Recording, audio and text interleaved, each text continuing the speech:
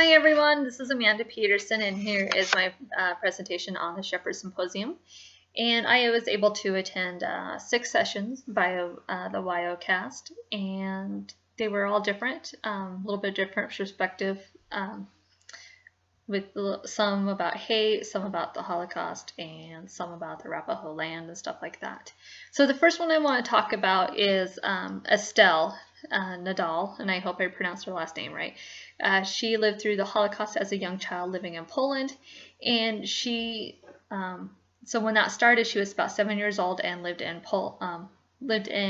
an attic for 2 years while they hid from the Germans. She said that when they were found after everything had ended, that they could barely walk out of the attic. They had to be carried just because the only thing they could do was crawl around. And so, she also mentioned that 6 million Jews were killed in the Holocaust, which is just a horrific event. And to hear her talk about the Holocaust was very different than reading about what happened in history. It was very moving for me.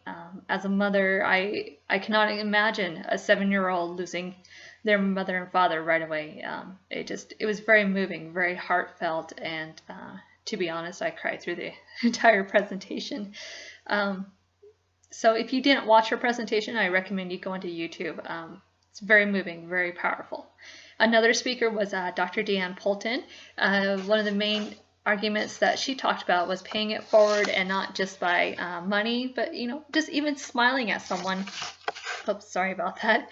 Smiling at someone, and she emphasized leading with love throughout her presentation. She took the words justice and made them into sayings.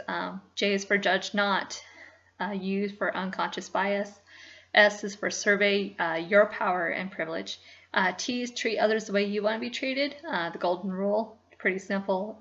Yeah, no one really, there's many people that don't follow it anymore. I is to invite others into your circle. C is to call out ugliness, and E is for empathy. Her presentation was great. I found her very motivating, and I think she would be a very powerful speaker at the college I work for, or anywhere. So that was, overall, she was very great, very motivating, and gave me a new perspective as well. And the other presentation was Heidi. She worked for the Southern Poverty Law Center, and she talked about hate in America. And in her presentation, it was about hate groups and how many we have.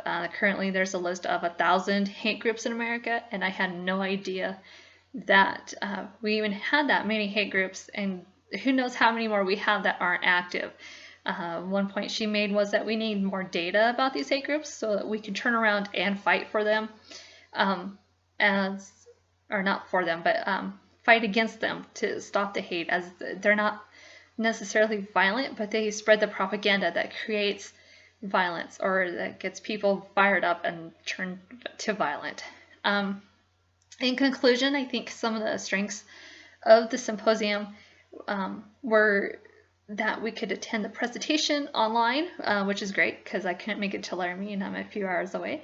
It's open to the public, which means anyone can come to this, and I think the presentations were very diverse, which is great. That's what we need. It wasn't about one specific topic. It was about everyone and anyone. Some weaknesses were the technical difficulties, but with live streaming, you're going to get those. You can't plan for them. And 2 of the presentations regarding Arapaho land and Native Americans, I thought they would be more about culture, but they weren't. They were still interesting, but that's all right. And so overall, I really did enjoy the conference. I thought it was going to be just about Matthew Shepard, what happened to him, and the LGBT community, but it's not. It gave me a whole new perspective and understanding of there's other people, and we're not about one race, one class. We're all humans, and we need to treat each other fairly and not be so hateful. So overall, it's a great symposium, and I hope you all enjoyed it too. Thanks.